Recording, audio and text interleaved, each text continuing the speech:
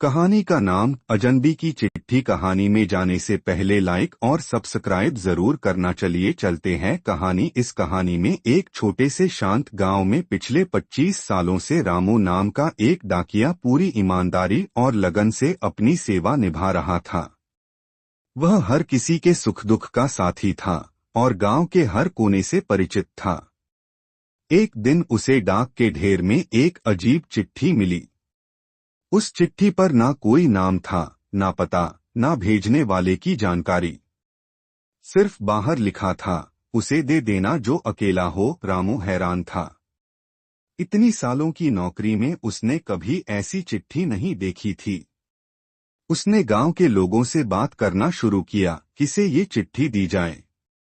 सोचते सोचते उसे याद आया शांति देवी।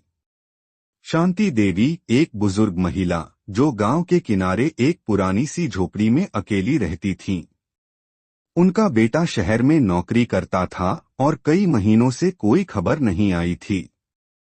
गांव वाले भी कहते थे कि अब शायद वह लौटेगा नहीं। रामू ने वह चिट्ठी शांति देवी को दे दी।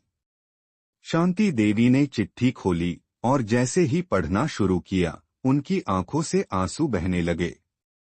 चिट्ठी में लिखा था, माँ माफ करना, इतने समय से तुमसे बात नहीं की।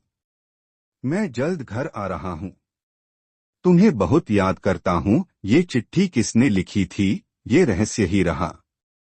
शायद किसी और के लिए थी, या शायद किसी ने जानबूझकर भेजी ही नहीं थी। शायद ये किस्मत की चिट्ठी थी। और जैसे चमत्कार हुआ हो, अगले ही दिन शांति देवी का बेटा अचानक गांव आ गया।